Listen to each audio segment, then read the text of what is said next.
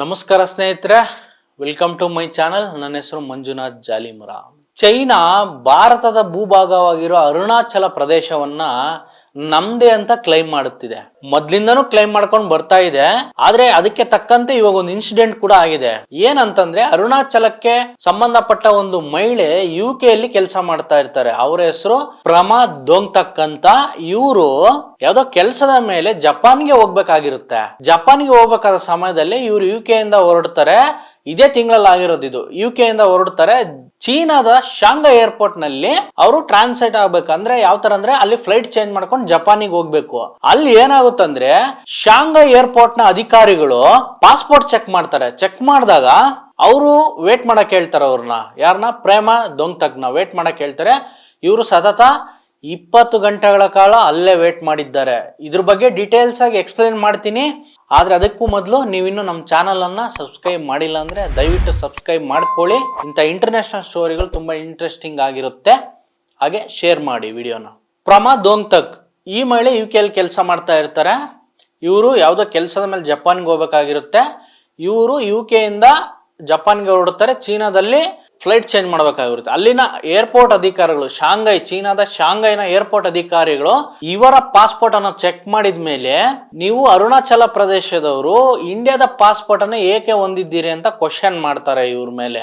ಯಾಕಂತಂದ್ರೆ, ಅರುಣಾಚಲ ಪ್ರದೇಶವನ್ನ ಮೊದ್ಲಿಂದನೂ ಚೀನಾದ ಒಂದು ಭಾಗ ಅಂತಾನೆ ಗುರುತು ಮಾಡಿದೆ. ಹಾಗೆ ಅರುಣಾಚಲ ಪ್ರದೇಶ ಕೆಲವು ಹಳ್ಳಿಗಳನ್ನ ಚೀನಾ ಹೆಸರಿಂದಾನೇ ಕರೀತಾರೆ. ಅವರ ಮ್ಯಾಪ್ ಅಲ್ಲೂ ಕೂಡ ಅರುಣಾಚಲ ಪ್ರದೇಶವನ್ನು ಆಡ್ ಮಾಡ್ಕೊಂಡಿದ್ದಾರೆ. ಇಲ್ಲಿ ಅಕ್ಕಪಕ್ಕ ದೇಶಗಳು ಎರಡೂ ಹಂಗೆ ಇದೆ. ನಮ್ಗೆ ಈ ಕಡೆ ಚೀನಾನು ಹಂಗೆ ಇದೆ, ಈ ಕಡೆ ಪಾಕಿಸ್ತಾನನು ಹಂಗಿದೆ. ಈ ಪಾಕಿಸ್ತಾನನು ನಾವೇ ದಾನ ಮಾಡಿರೋದು, ಆದ್ರೂ ಕೂಡ ಇವರು ಒತ್ತಿಸ್ಕೊಂಡ್ ಬರ್ತಾನೆ ಇದ್ದಾರೆ ಜಮ್ಮು ಕಾಶ್ಮೀರಕ್ಕೆ. ಇದನ್ ಬಗ್ಗೆ ಆಮೇಲೆ ಒಂದು ಸ್ಟೋರಿ ಮಾಡ್ತೀನಿ. ಇವಾಗ ಚೀನಾದ ಬಗ್ಗೆ ಮಾತಾಡ್ತೀನಿ.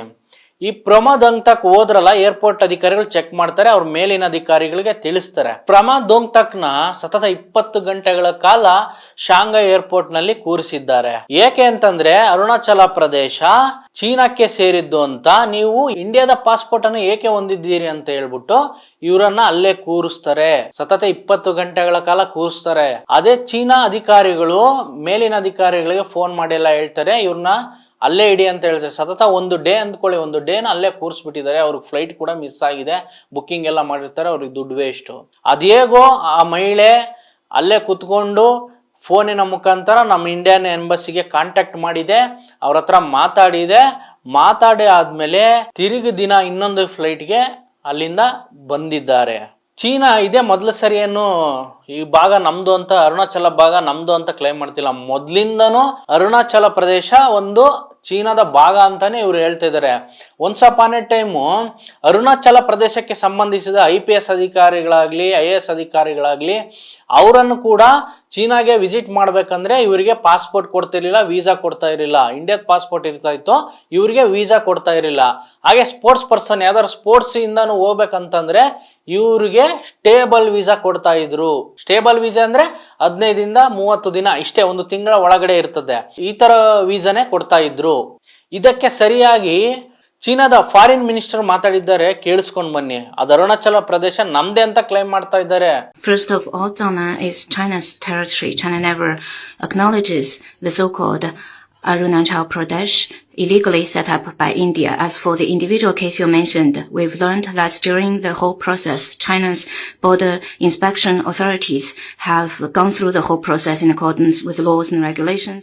ಇದರ ಜೊತೆಗೆ ಅರುಣಾಚಲದ ಪ್ರದೇಶಗಳಲ್ಲಿ ಹಳ್ಳಿಗಳು ಬರ್ತಾವಲ್ಲ, ಅದಕ್ಕೆಲ್ಲ ಚೀನಾ ಹೆಸರುಗಳನ್ನ ಇಟ್ಟಿದ್ದಾರೆ. ಅದೆಲ್ಲ ನಮ್ದೇ ಅಂತಾನೆ ಕ್ಲೈಮ್ ಮಾಡ್ತಾ ಇದ್ದಾರೆ. ದಲಾಲಂ ಹೆಸರು ಕೇಳಿದಿರಲ್ಲ, ಇವರು ಯಾವ್ದೋ ವಿಷಯಕ್ಕೆ ತವಂಗ್ ವ್ಯಾಲಿಗೆ ವಿಸಿಟ್ ಮಾಡಕಂತ ಹೋಗ್ತಾರೆ ಚೀನಾಗೆ.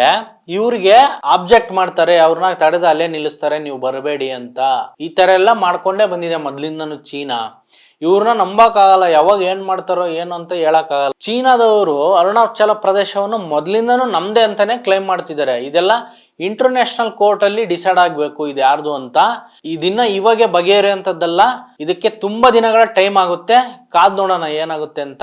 ಇನ್ನಷ್ಟು ಇಂಟ್ರೆಸ್ಟಿಂಗ್ ಸುದ್ದಿಗೋಸ್ಕರ ನಮ್ಮ ಚಾನಲ್ನ ಸಬ್ಸ್ಕ್ರೈಬ್ ಮಾಡಿ, ಸಪೋರ್ಟ್ ಮಾಡಿ, ಹಾಗೆ ಶೇರ್ ಮಾಡಿ. ಮುಂದಿನ ವಿಡಿಯೋದಲ್ಲಿ ಸಿಗೋಣ. ನಮಸ್ಕಾರ.